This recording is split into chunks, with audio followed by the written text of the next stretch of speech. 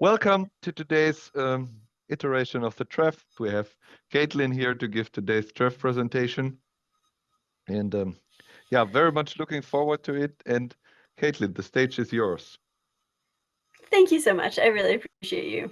I am going to chat with you a little bit about how to blacksmith better, and in that, stand less of a chance of hurting yourself. So, just a little bit about me. In 2009, I started blacksmithing. I showed up to my very first class. I was one of 12 students. I was the only woman, the shortest person in there by far, definitely the least strong person there, and definitely the person with the least amount of experience with tools of any sort. In fact, I'm pretty sure I showed up to my first class wearing 4-inch heels. So you can kind of get a sense of where I was coming from. And I really didn't know if I was going to even like blacksmithing, but I absolutely fell in love with the craft. And the challenge was that I really struggled to actually move the metal. And so I took a bunch of classes, one right after another, and each one of my teachers ended up really struggling to try to get me to hit harder. One teacher very memorably kind of loomed over me and yelled at me to hit it harder and hit it like it owes you money. And I really don't know how to do that, right? Like, if somebody owes me money, that's my fault, right? I'm not going to hit them. I don't even know how to do that.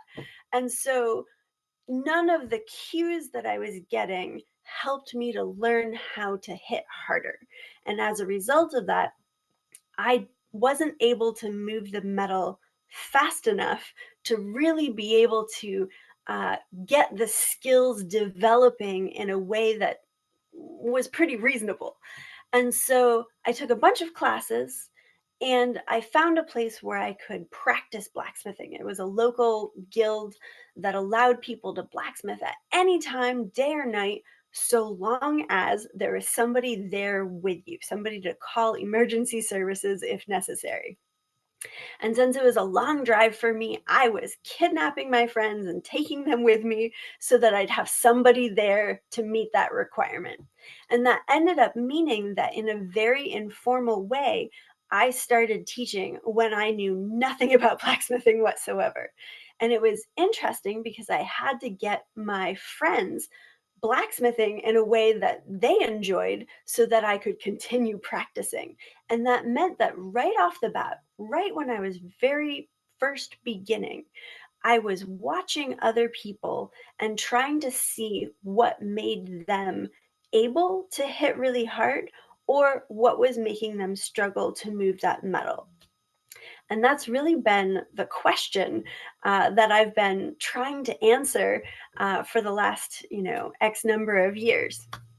In 2015, I started my own blacksmithing school, and now I teach full time.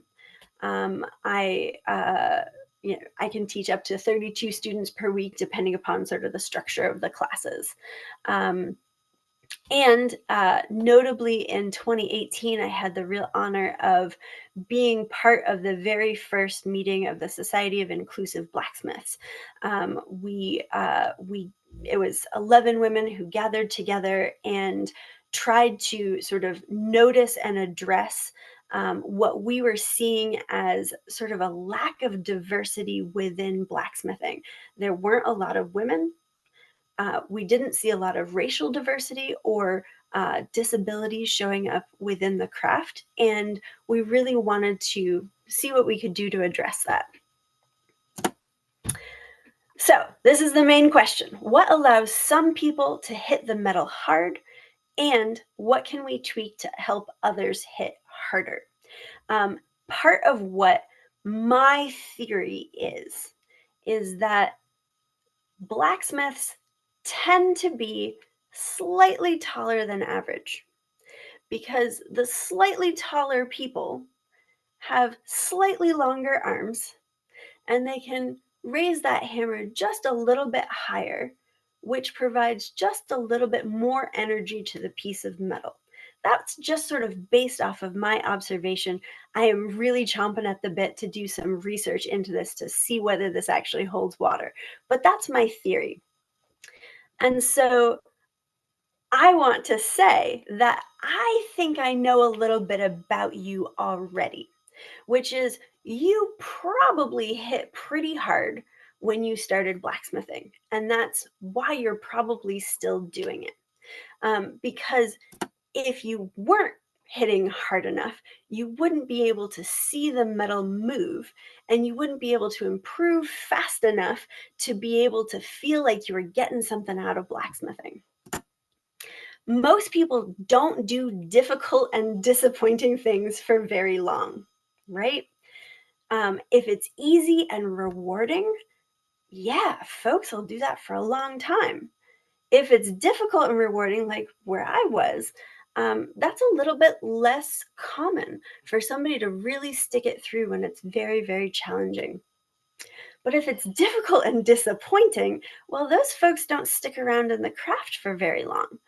And my theory is that among a number of other variables, one of the things that sort of sticks out to me is that we might be sort of selecting for taller people just because it's just a little easier for them. And we might be selecting for other things like strength or experience in using tools in other contexts. One of the kind of interesting things about this chart here is that easy and disappointing is a category that I also have encountered. I've had some folks that have come in and taken my classes, absolutely knocked the projects out of the park so quickly and effortlessly, like breathtakingly easily. And what's kind of interesting about that is they don't seem to see that blacksmithing is a deep craft with loads of stuff to learn.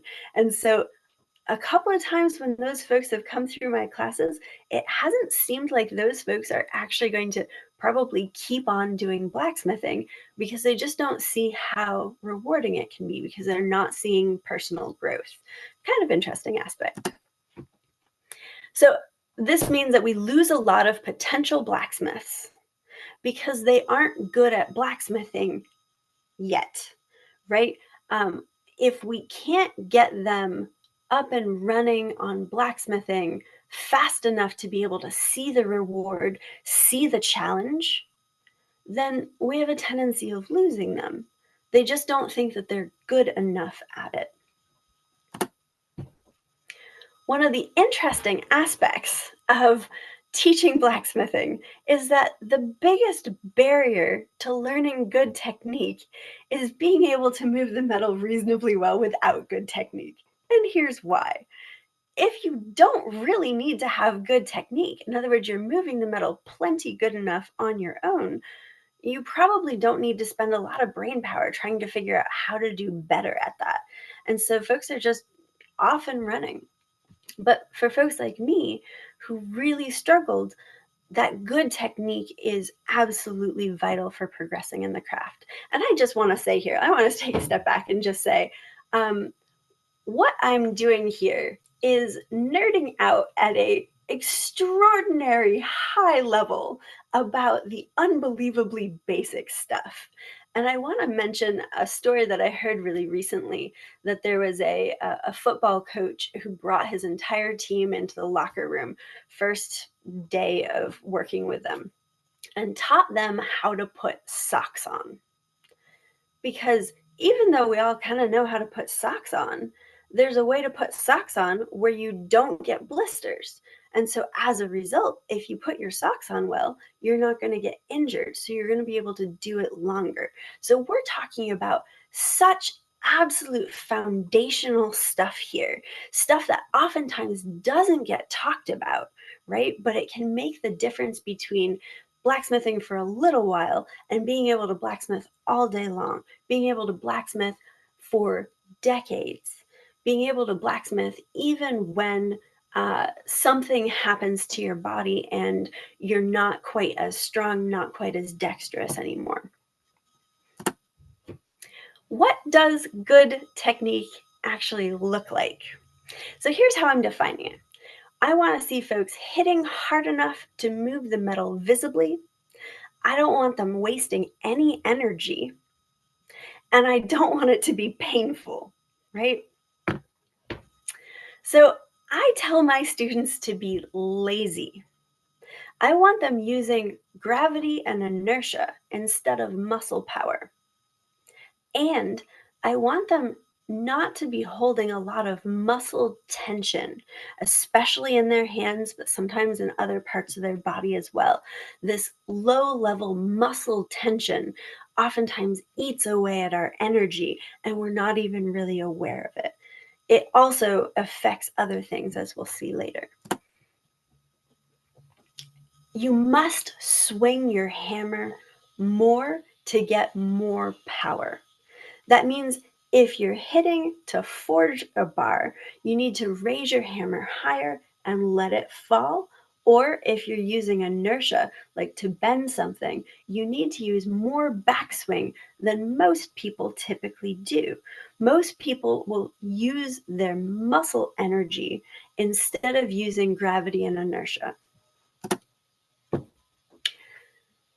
And this here is a video of a little robot that I made just out of pieces of scrap wood. Actually, I didn't make it, my intern did. It is a scale model of a human arm made entirely out of scrap wood. That just helps us to sort of understand the structure of the arm and how that might accelerate the hammer all on its own without even considering muscles and tendons and intentionality. And what you'll see here, I'm just going to play this video and you'll see me sort of talking through all of the different parts and pieces. What is especially of interest is noticing that there's multiple different joints involved here, not just the elbow, and that using all of these different joints adds together and creates a whip-like action, really accelerating the hammer even without any muscles, as you can see here. This is my model of the human arm. What you've got here is the shoulder joint, the elbow joint, a joint within the wrist, and then within the hand itself. So shoulder, elbow, wrist, hand. It acts like a whip. What you see is that even without muscles, the hammer head rises almost above where it strikes, and then you actually want to make sure that there's a little bit of movement within the shoulder itself, because the shoulder movement will accelerate the rest of the chain. If you're just working from the elbow, it's not going to get quite as much power.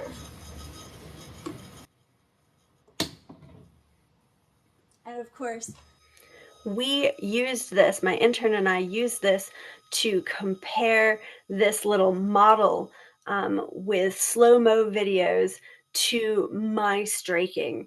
And there were some differences, right? In the sense that without muscles, different parts of this model move just a little bit quicker, but it seems very comparable to humans.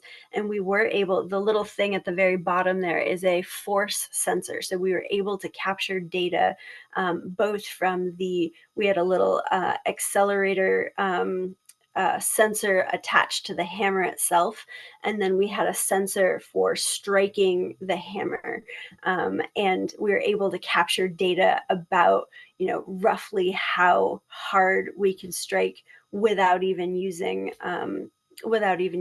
muscles. And of course, here also mentioned for heavy striking, because you're trying to get even more power out of it, you might start that motion all the way down at your feet, your ankles, your hips, your core, and then that whole body chain is going to go into the arm chain, really accelerating the whole thing. It's pretty cool to watch. So hammer handle shape is very important. You can see here on this particular hammer, there's sort of a wedge shape right where your hand is designed to sit. And that allows the hammer to stay in the hand with minimal grip force. One of the things you'll notice here, this is just a little video of a sports injury website that shows all of the muscle locations for where your grip muscles are coming from. And they're all in your forearm and around your elbow. And if you're gripping really tightly with your hand, all those muscles are bunching up, which can cause them not to slide easily past each other like they do when your arm is relaxed. But if they're not sliding easily past each other, you can create friction, which can create inflammation, which can cause damage over time. And that's where you get things like a repetitive stress injury like tennis elbow.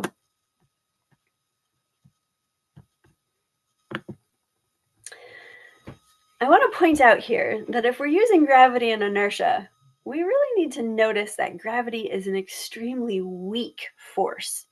We routinely overcome gravity every day. And if we're holding on to our hammer, even with a little bit of tension in our arms, we can very easily hold it out in space and, not have very much muscle strain as a result of it. And there's a reason that we tend to grip the hammers harder and not take very big swings, which is that the hammer height, it decreases the accuracy with which we hit. And so one of the cool moments in my classes, one that I absolutely love, is to say like, hey, so if we're using this gravity and inertia, and accuracy would diminish as we raise that hammer higher, we've got to have some tips and tricks that help keep that accuracy even as we're raising that hammer higher up, right? So here are my best tips and tricks for you. A lot of people stand really far away from the anvil. Most of the time, it's because of the fact that they're coming in brand new to the craft and they see that they're going to have to work with some dangerous stuff. And they feel like, well, if I can't control this and it ends up falling down, I don't want it to land on my feet. So they keep the feet away. Totally logical, right? The farther you stand from the dangerous thing, the safer you feel.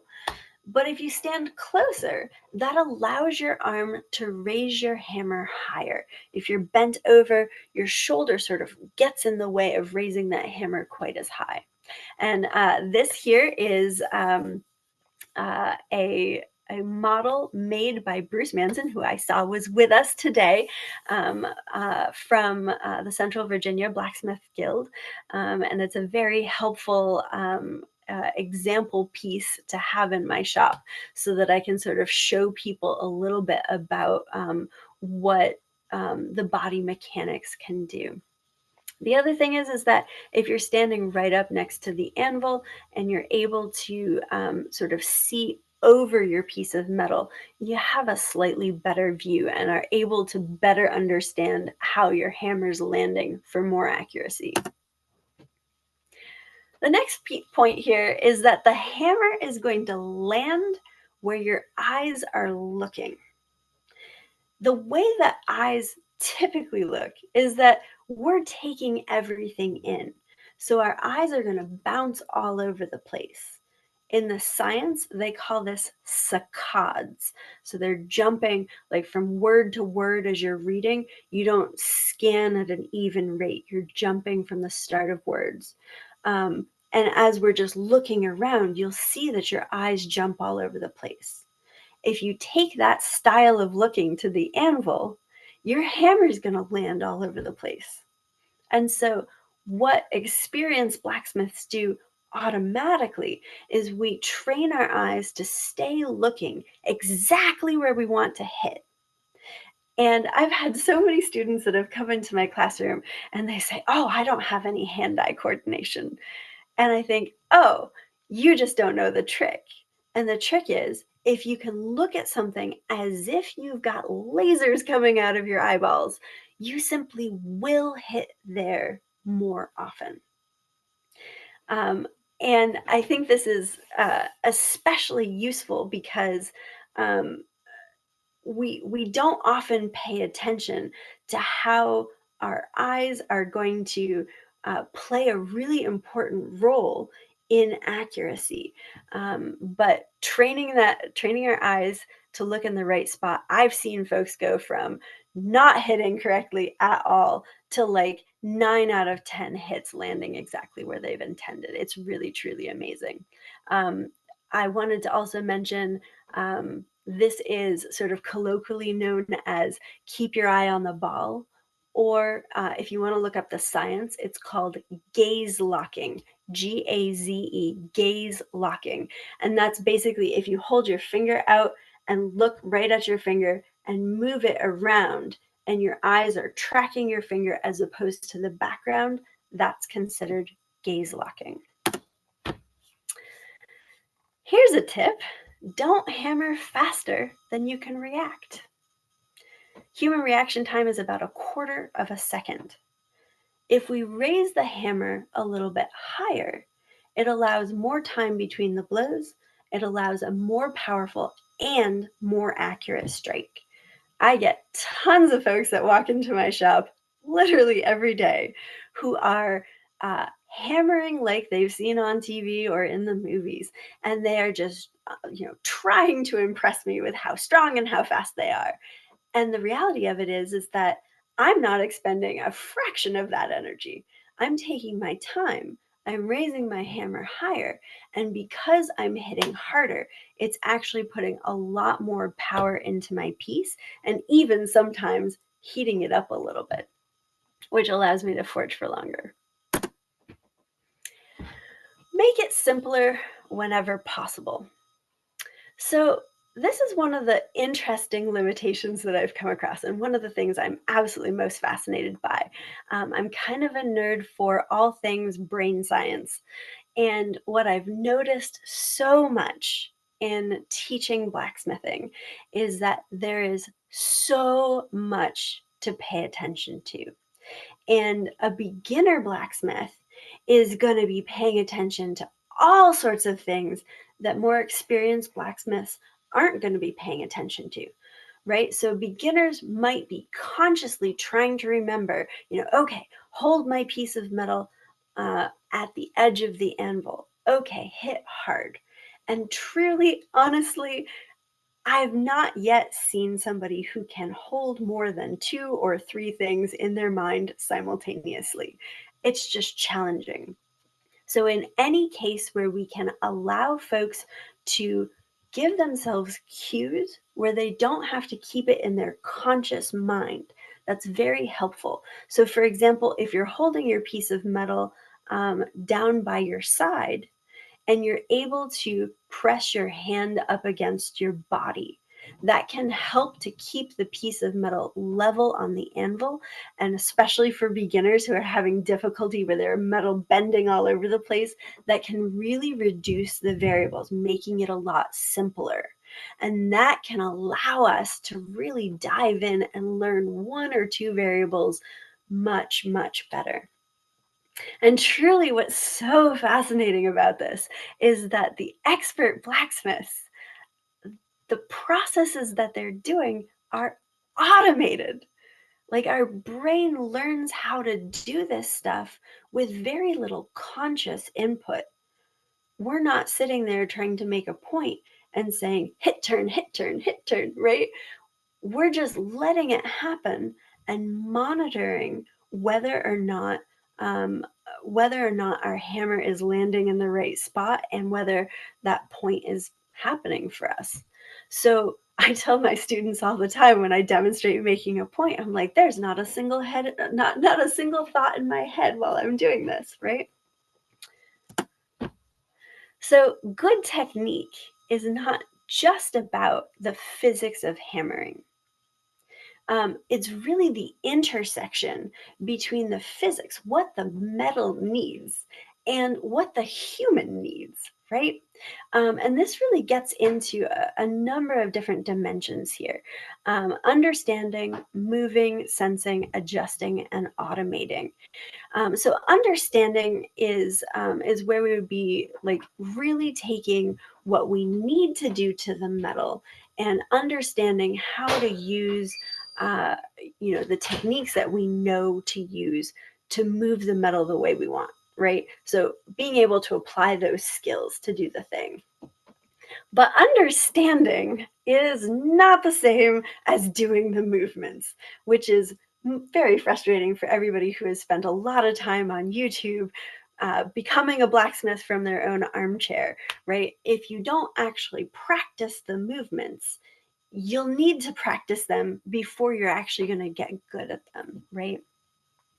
And when we get into talking about sensing, this gets really interesting because uh, we think most often about seeing the metal move. But of course, a lot of the time, our piece of metal is glowing so brightly that we really can't see a lot of the nuances, especially beginners, right? They really can't see a lot of the nuances of the metal, and so they're having difficulty figuring out exactly how they have to hold it to hit the spot that they've hit before, right? Um, Paying attention to what information our eyes can see is really very interesting because there are interesting little workarounds. For example, one of the things that I notice when I'm paying attention to looking at my metal is that if I can't see the shape of the metal itself because it's glowing too brightly, I can usually see the space around the metal on the anvil. So I can see the profile, and that can give me information about whether I've gotten it flat or whether I'm holding it at a little bit of a twist. There's other sensory information though. So, for example, uh, bending something sounds very different from forging something, right? The bending sound is kind of a tick, tick, tick noise. And when you're actually forging a bar, it makes the anvil ring differently. And so, experienced blacksmiths will be able to tell something like whether they are still straightening out a bar or whether that bar has fully flattened out to the anvil, because as they're hammering on it, it goes tick, tick, tick, thunk. And when that noise changes, you know you're done bending something, right? Calling that to attention for beginners is really helpful because if they can't see what they're doing, at least they've got a different way of connecting with it. And then we also have a ton of feedback that's coming in from our hammer and from our tongs or from the hand that's holding the metal. And it's really interesting because this calls back to having a lot of tension in your arms, right? If you're holding your piece of metal or you're holding your hammer with a lot of tension, your nervous system keeps sending messages up to your brain that say, "We're holding on tight, boss. Everything's under control," right? Yelling that over and over again. But what we're not getting through from the sensory information is we're not getting the much subtler signal of, "Oh, hey, your piece of metal just moved a little bit. Do you want me to fix that?" We're not paying attention to that very subtle uh, movement sensation. And so, what happens is when folks are actually working on the anvil and they've got a lot of challenges with keeping the piece of metal still, you may want to check in with them to see if they're gripping it really hard. Because what you'll see is that if they're gripping it really hard, they're going to be moving it really fast. They're going to be trying to hold it really steady, and then they're not going to notice when it's a little bit out of place, but they are going to notice when it's a lot out of place. So it jumps around a lot. That makes it a lot harder to aim, right? So it's been my experience when talking with students about this sort of thing that if they can just release their grip enough so that they're able to notice those really, really gentle pieces of feedback from our tools. They're much more capable of holding the piece of metal in place. And I'm realizing that I missed a thing about the eyes, which is that if you're doing that gaze locking on the end of your metal, for example, it ends up doing a lot of work for us that's totally unseen, right? If you're doing the gaze locking and, for example, trying to hit the very end of your bar, and for a beginner, that piece of metal keeps sliding off the end of the bar or off the end of the anvil because as they're hitting on it, it's getting longer, right? They're trying to hold it in place and it keeps getting longer, it keeps going off the edge. If they're doing gaze locking at the very absolute end of their bar, they will automatically keep pulling it back so it's automatically in the same spot on the anvil. So it ends up doing a ton of work for us that we're not even really seeing. And that brings me on into the next section here, which is adjusting. In order for us to actually learn blacksmithing, what we're literally doing here is we're training our nervous system how to do these things in an automated fashion so that we don't have to think about it quite as much, where we're reducing the load on our brains, right? And so, a crucial aspect of this entire process is making mistakes. In fact, I would go so far, and I do go so far, as to say mistakes are absolutely vital. And what's so interesting is that in common culture, mistakes are not seen as good things. And so I often get somebody in my shop who, ends up accidentally hitting in the wrong spot. And they start talking about, oh, I didn't mean to hit there. Oh, I'm just terrible at this. And they start saying things that, are kind of beating themselves up. But truly, what's happened there is an opportunity to recognize that when they hold their hammer over here, it's going to land over here. If they adjust it back here, it's going to land closer to where they want it to. So instead of beating themselves up, this is the richest learning opportunity that they have to get further with blacksmithing as fast as possible. So really providing that safe space to be like, hey, what you just did there is actually supporting your development in blacksmithing. It's really cool. And then, of course, that automation process that is so, so, so helpful. What's so cool about the automating process, human brains are so cool. Really, all we need to do is try a difficult thing, put stress on our neurons that first time out the gate, and then sleep, and then try it again.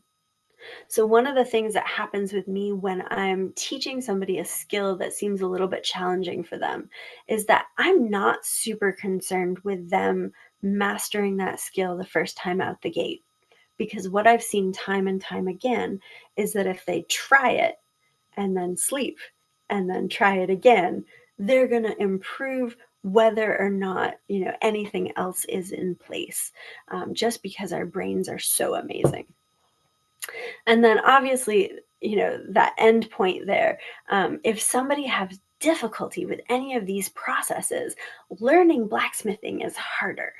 And so some of that stuff that shows up here is that, for example, folks that I noticed that one of the really common things for beginners, especially, is that they'll watch me do something on my anvil. And then when they go back to their anvil, they're holding everything facing as if they were standing on the opposite side of the anvil, right? So they've got, I use clay to sort of walk them through this at first, right? But otherwise, they would be standing there with their hot metal pointed at them, hitting on this side, which is, of course, for all of us experienced blacksmiths, we're going, what are you doing? But it's just a rotation challenge. They're seeing what I'm doing. And then they're mimicking that exact thing on their anvil, but they haven't rotated it around. that rotation challenge is actually especially interesting because I've had some really wonderful experiences with using cameras directly above an anvil to be able to show students on a large screen TV what it looks like from my view, so that they don't have to do that rotation. And if I can reduce their mental load by doing that rotation for them, it all goes so much easier. Additionally, I've got folks that have shown up to class who have difficulty with things like depth perception, right?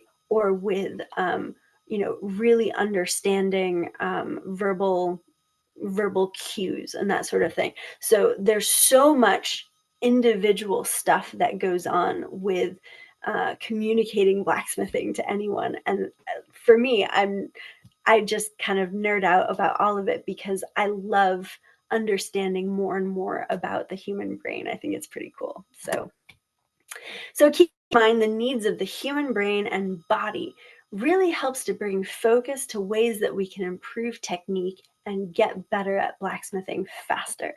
And this in turn will help more diverse people blacksmith for long enough that they start to experience the ease and reward that will help keep them blacksmithing. So that's at least my premise, and I feel like I've seen that already in my blacksmithing school. So, any questions? Wow, thank you. This was such a fantastic presentation, and yeah. Thank you. So there has come a comment from Beth Holmberg, love the force sensor, and a comment from Paul Voss. What an enthusiastic presentation and so educational, and how clear and infectious you explain it. A good teacher. Thank you. Thank you. Thank you. I appreciate you. And John Dittmeyer says, Caitlin, I suggest that you add a discussion of the work side, tongue side. Work side, tongue side. Could you give me a little bit more? My mentor, Bill Gishner, emphasized that handling the work, I being right-handed with my hammer, but on the left side with the tongs, or handling the piece directly with the hand, is as important as the hammering side. Mm. Okay. And then how are you instructing your students to handle the work in the left arm and hand, especially that quarter turn, which I know to be within the fingers and not awkwardly with the wrist. So you have a complete discussion very well on the hammer side. And I'm just suggesting add some slides and discussion on the tong side. Side, yeah. Oh, I love it. That is a really fantastic question. I could probably do a whole half-hour presentation just on the tong side. Let me give you some really short pieces.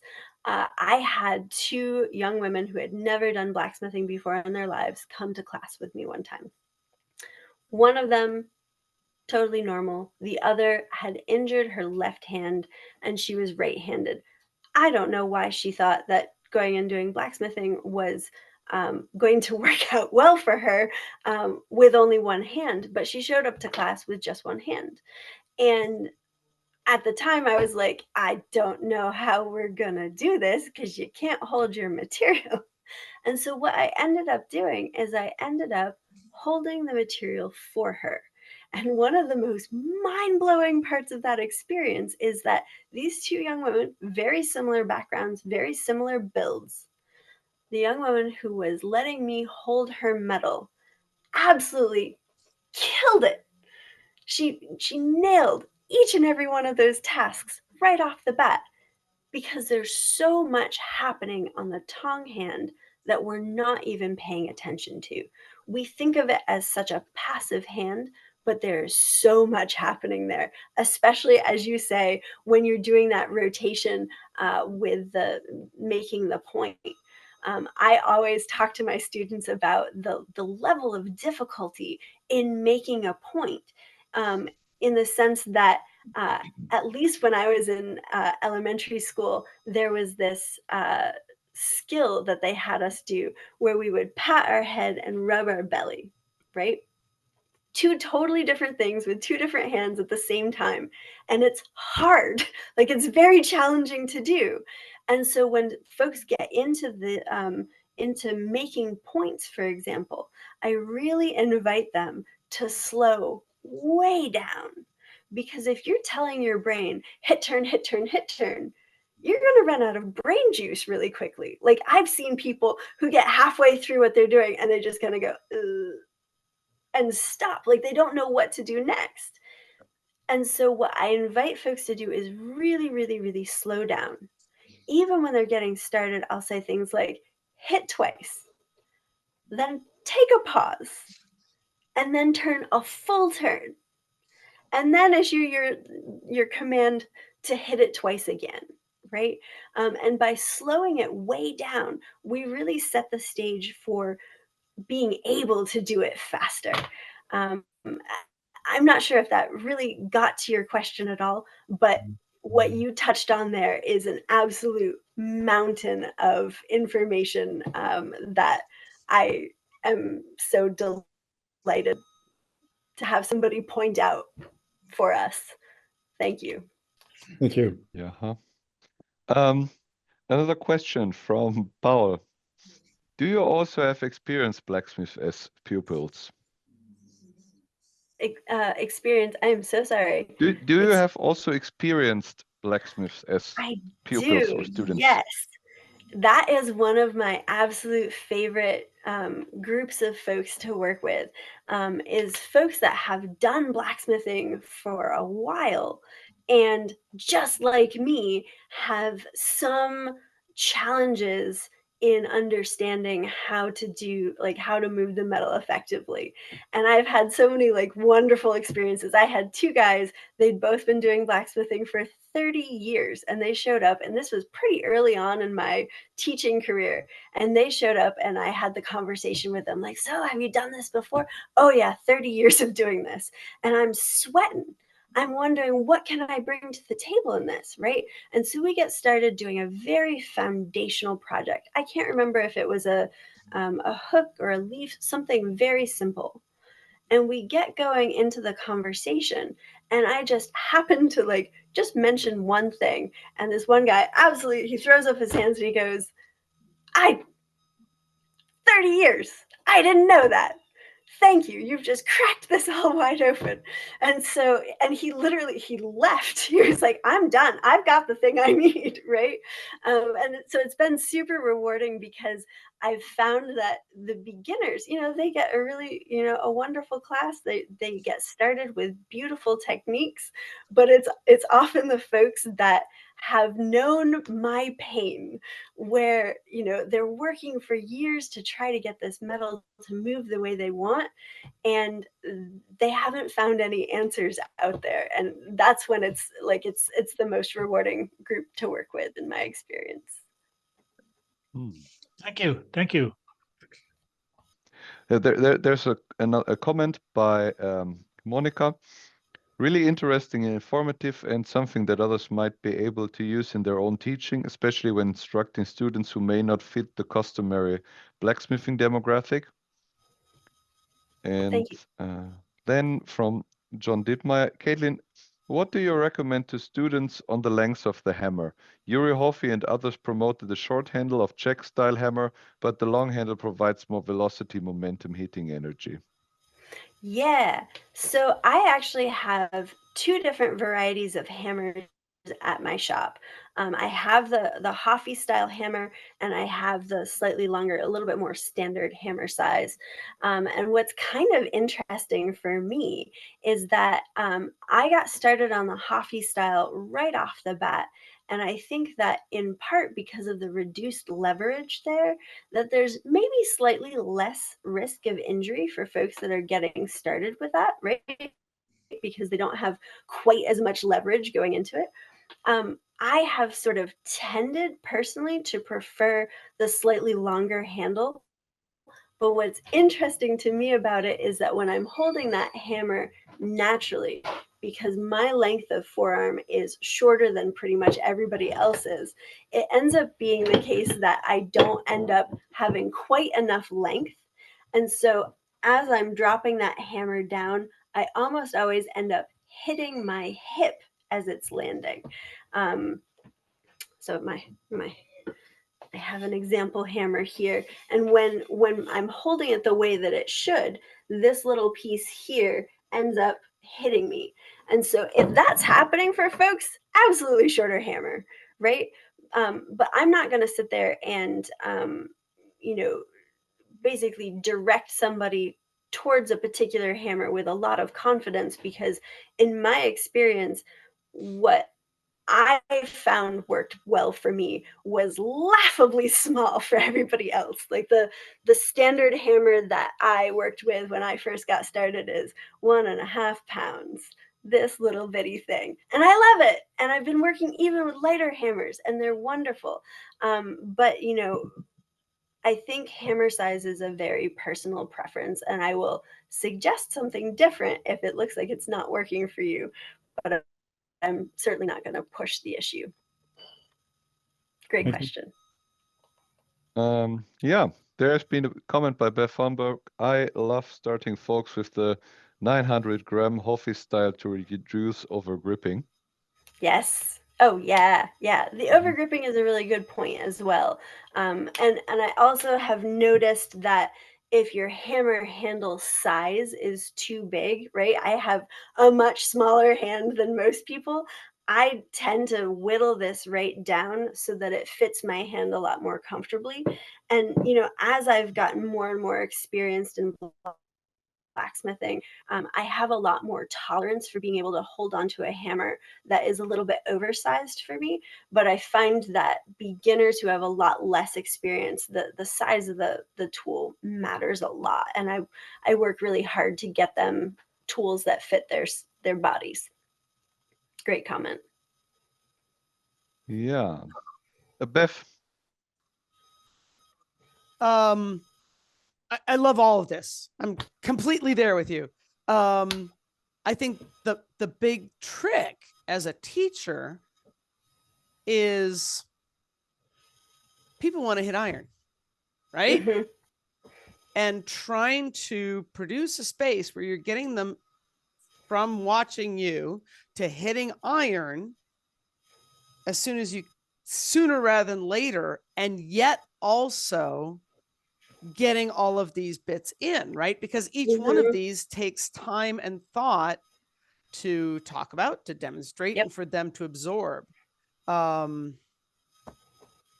Yeah, I guess it's something I'm always working with and always going, have I been going on for a really long time? Or yeah, right. And what do I pick to leave for coaching later?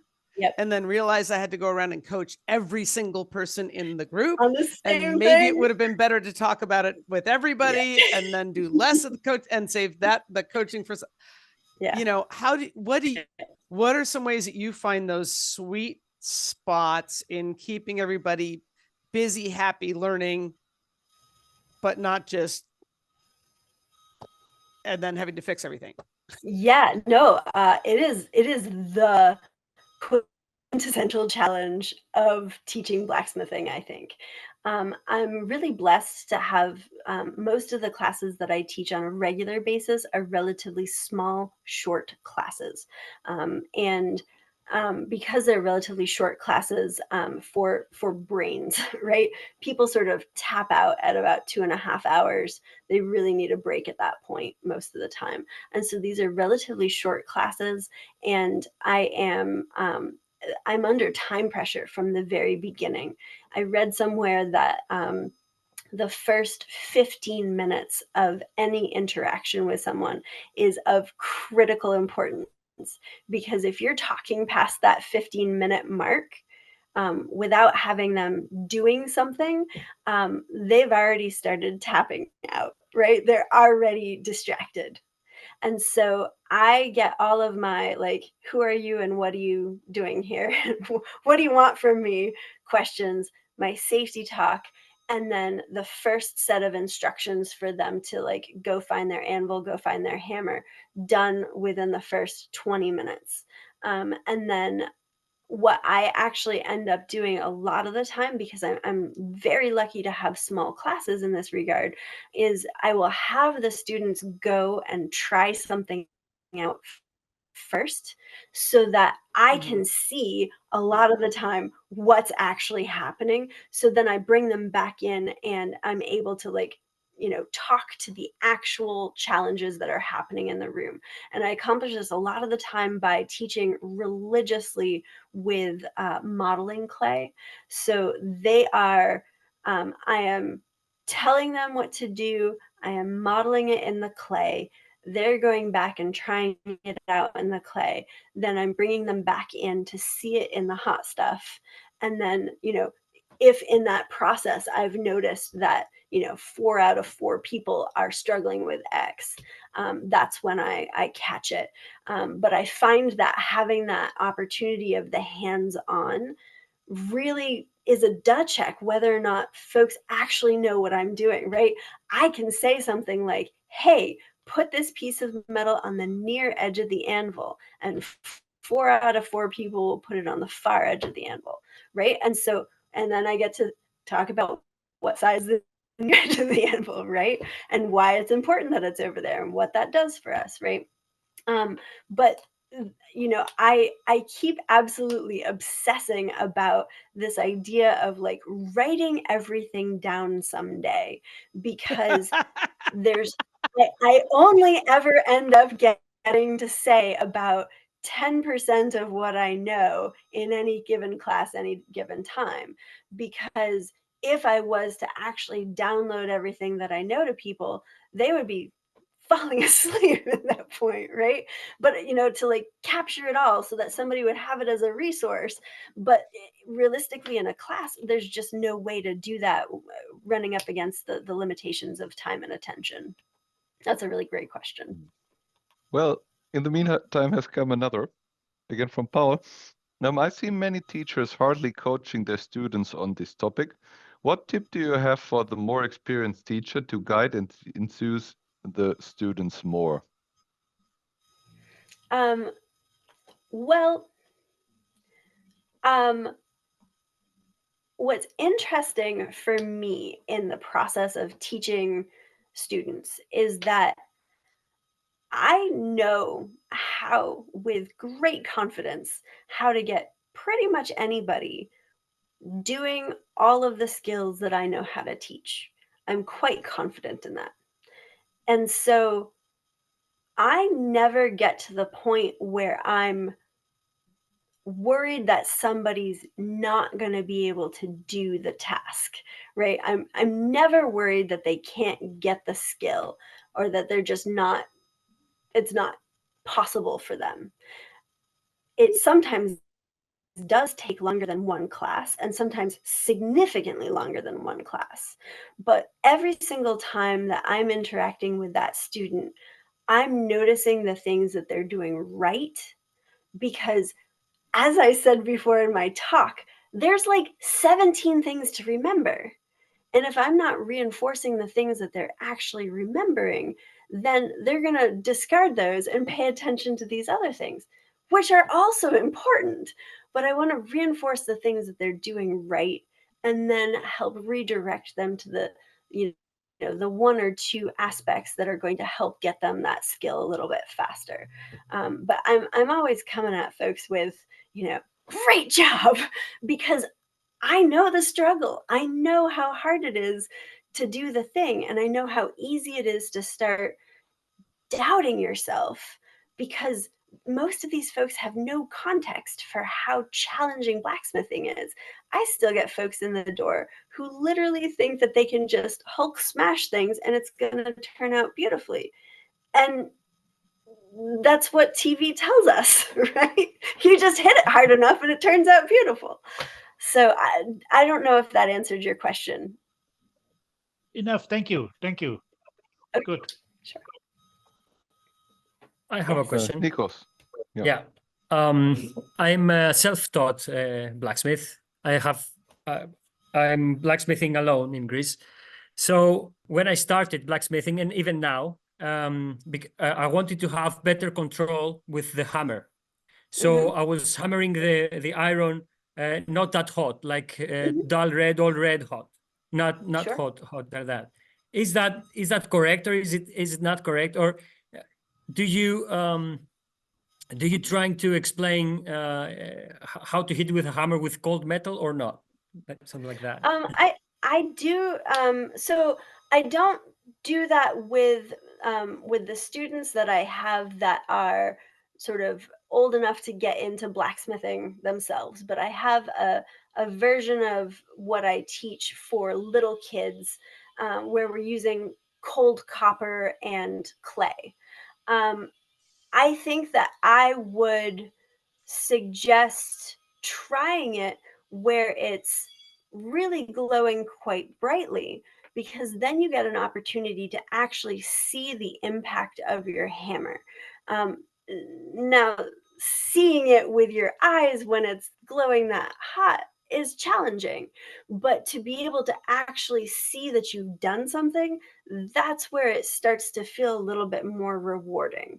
And then plus, because when you're working it a little bit hotter, you have a longer window of time to work it. I would super duper recommend trying it hot a little bit first and see what a difference that makes. I think that's a really great question and Yeah, that makes quite sense. a brilliant idea. Yeah. The other thing that I want to mention is that I use modeling clay with my students, and that really helps to understand what's actually happening with the hammer, because you can do the same movements in the modeling clay as you do with the hot metal and see really quickly if there's a problem, right? Okay. Yeah, I found it. If the iron is red hot, not that hot, but it's hot enough to move it, you can do a full swing with a hammer, and it was is going to hit the iron, and because I'm using very flat face hammer, because I don't have a flatter or I don't have a second someone to help me, and I found that more easily with cold iron, let's say, to hit it hard and see if my hammer is parallel to the anvil or is in angle or stuff like that. And I'm using that, and that's why I asked. Thank you very much. Oh, that's awesome. Yeah. Absolutely. Great question. Okay. Beth Holmberg's comment: I am a fan of doing a round of cold metal practice to build muscle memory and work out the problems with hammer anvil metal body before heating it. Yeah, absolutely. Fully recommend. Thank you for this wonderful presentation. I have a couple of more announcements. One of the sponsors of this Blacksmith Without Borders project is the Beat Life into Your Forging online courses, which are ran by Case Klassen and me. And in case you're interested in them, I highly recommend you check out this website. There are a couple of courses still coming this year, one course coming next year, and it's all about figurative forging. The other thing is we have this, we are collecting donations because we have these running costs and they need to be covered. And first of all, thanks to everyone who has been donating previously. Thank you. If you found today's presentation useful and would like to support this project that it can continue, I posted also a link to the Ko-fi donation page. There's no amount too small, even €5 helps. We have about €200 yearly running cost. And yeah, it would be fantastic if we could cover them. I'll mention something from the US end. I found that it will take payment through PayPal or credit card. And the US end, it kept rejecting my credit cards no matter what I used, but it worked totally fine with PayPal. So if you're in the US, try using PayPal for the donation. because that was easy peasy. So I still used my credit card. I just went through PayPal on the way.